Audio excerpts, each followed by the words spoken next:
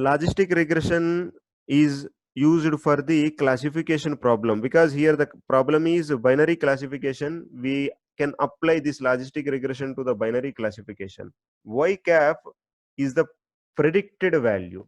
We have to predict whether in the given image cat is there or not, because we are predicting, we are representing that with the probability.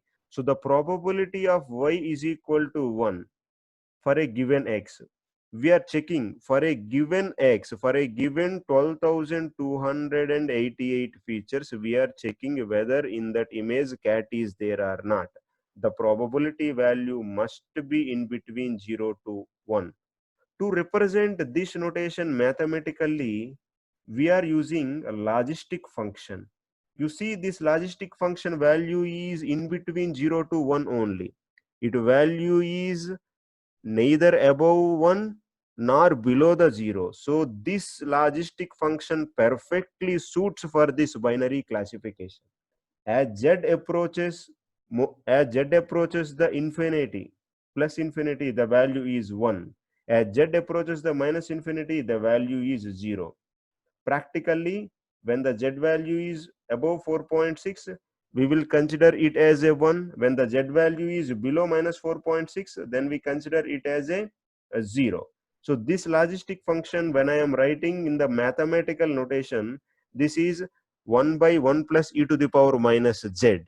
When the z value is greater than 4.6, then we will take this as 1. When z value is less than minus 4.6, then we will consider this as a 0.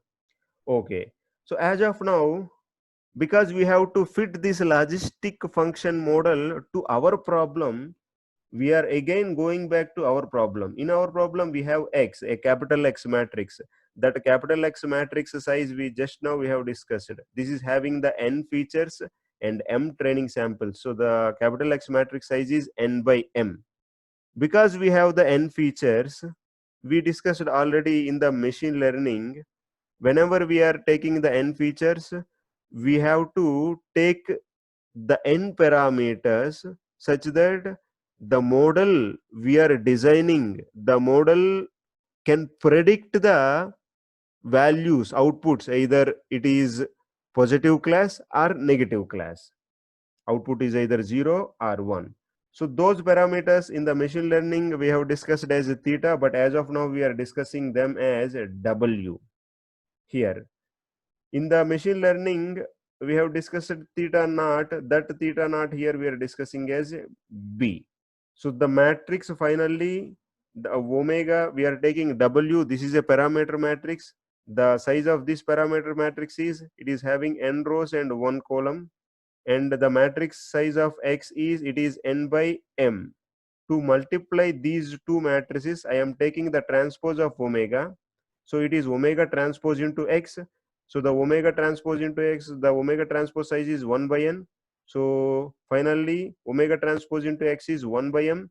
The matrix B is also, because it is a constant, theta naught we are taking.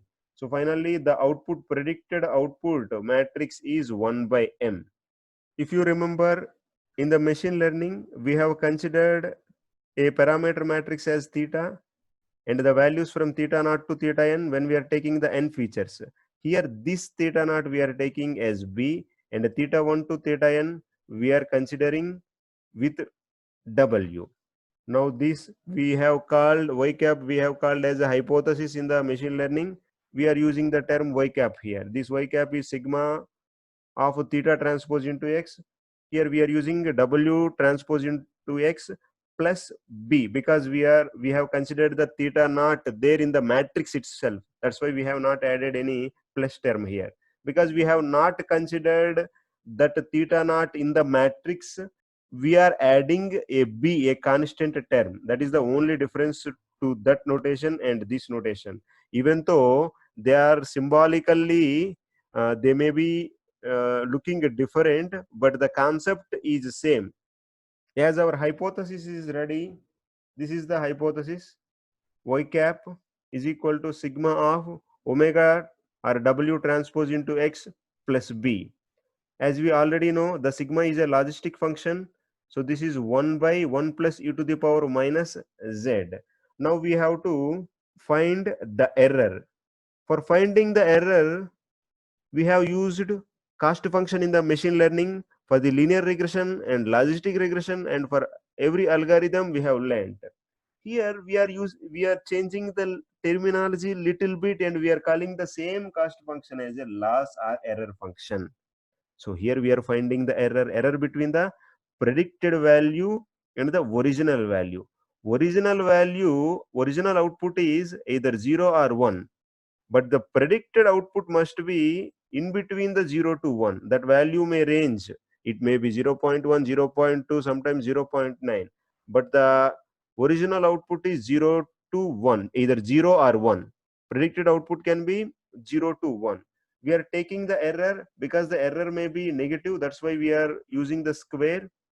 Similarly, as we have done in the machine learning for all algorithms, and we are taking by 2 for the purpose of the differentiation. Now this is a squared error. Because we have taken the square, then we will not get the negative errors. This is our error function. Minus y log y cap, this is as h of x we discussed in the logistic regression in the machine learning, and plus 1 minus y log 1 minus h of x. If y is equal to 1, if I substitute y is equal to 1, then the value is minus log y cap. And if y is equal to 0, then the value is, here we are substituting 0, the first term will be eliminated and only the second term is remaining. The value is minus log 1 minus y cap. This is how we model the error function for a single image, but we are giving m images. For every image, we have to find the error, the difference between the predicted value and the original value and the original output. That's why we are doing the summation sigma I is equal to 1 to m. We have considered the all training images. Now we want the average error. That's why we are taking by m.